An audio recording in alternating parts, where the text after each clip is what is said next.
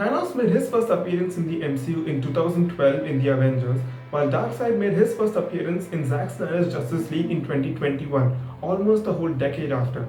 Speculations and conversations have been going on for ages whether Darkseid is a stronger villain than Thanos or not. And now that since both of them are on the big screen, it only makes sense to finish the debate once and for all. Sure, Darkseid is a much older villain and Thanos has been created only years after him, and Thanos is partly based on Darkseid. So that begs the question, is Thanos a new and updated version of Darkseid, or is he a cheap ripoff? Both Thanos and Darkseid are among the apex villains of their respective universes, and while it is a stretch to see the two universes collide, we can compare them with what we already know. We must also keep in mind that while there are going to be people whose opinions differ on whether Thanos or Darkseid is a better villain, on the big screen I think Thanos has done a much better job, and here's why.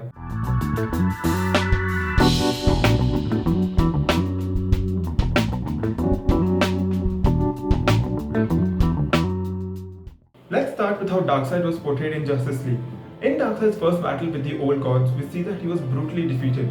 With so much blood and gore from his injuries, it honestly did nothing to the storyline, but what it did do was make Darkseid's image weaker and not formidable enough as we would expect from a villain. Such a terrible defeat gives the impression that it can be done again when the time comes. Sure, now in the movie the era is different and is supposedly easier for Darkseid to conquer, but the initial defeat just takes the suspense out of the fight and no one wants to see a fight with major power imbalances. What I think better would be Darkseid, seeing that his army is being overpowered, would retreat rather than him being hurt so badly.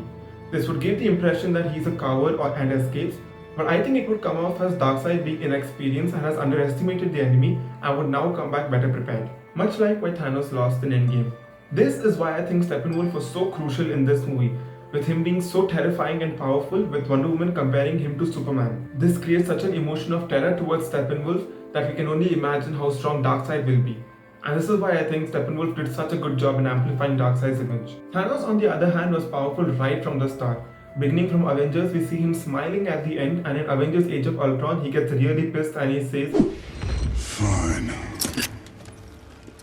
I'll do it myself."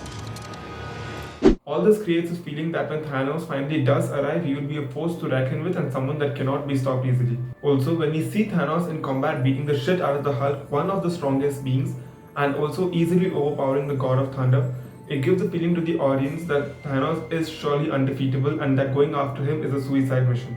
This is further exemplified when Banner says that he already possesses an Infinity Stone and is one of the strongest beings in the universe. To further worsen Darkseid's image, the fact that stronger good guys exist, case in point the old gods, it makes his image much more vulnerable. It makes sense that this is why Darkseid returned after the old gods were no more, but the fact that good guys existed at some point that they're stronger than Darkseid, it makes the fight seem more one-sided, and nobody wants to see a battle where the villain doesn't even stand a chance. Now, of course, comes the argument whether Superman is stronger than Darkseid, and if you follow just the movies, then sure, that claim has merit. We can say that in the nightmare sequence, Darkseid had to kill Lois in the Batcave to tip Superman's scale such that he can join his team, because defeating Superman otherwise would have been impossible. But let me tell you something. According to accurate comic depictions, Darkseid is in fact stronger than Superman and has defeated him multiple times. So, it will not follow a Thanos and Captain Marvel sequence like in Endgame. Thanos is a well-suited villain, the last of his kind, and it already belongs to a species which is one of the strongest in the universe, being able to overpower both the Hulk and Thor. He is able to withstand tremendous amounts of attacks, hold Infinity Stones in his bare hands, and was able to pluck out an Infinity Stone from a Vibranium synthesoid, which means that his raw strength is strong enough to overpower even Vibranium to an extent. We should also remember that Thanos was an outcast, a piece of ridicule, and finally the last surviving member of his race. This gave him a goal in his mind, a goal that he would achieve come what may, which means that he has extremely high levels of willpower. While Darkseid, being overcome by the Omega Force, is now in search of the anti-life equation as we see in the movie. The anti-life equation gives him the power to control every living being, which basically means domination. After all this, it is only logical to assume that pitched against one another, Thanos would definitely win in a fight because of his raw brute strength. Yes, Darkseid is powered by the Omega Force, but for the sake of argument, keeping that aside, he doesn't stand a chance. But what I have done is overly simplified. There are of course other variables that come into play if the two are pitched against one another. For example, taking Darkseid's Omega Beam, which we have seen is powerful enough to pierce even through Atlanteans underwater. So the question arises, is Thanos strong enough to withstand the force of the Omega Beam? We have seen from the movies that Thanos is strong enough to withstand attacks from Iron Man, Doctor Strange, Hulk, and even the Stormbreaker. The same Stormbreaker that was able to decimate large chunks of the enemy troops with a single throw. So the debate that follows is Thanos able to withstand the Omega Beam? And if Darkseid is allowed to use his Omega Beam, shouldn't Thanos be allowed to use his Infinity Gauntlet? Because after all, those two are the strongest weapons of the respective villains. So before I had told that if pitched against one another, Thanos would definitely win in a fight of raw brute strength. But when it comes down to using the signature weapons, I think it boils down to who uses their weapons first. If Darkseid uses the Omega Beam first and Thanos cannot withstand the Omega Beam, then he is dead.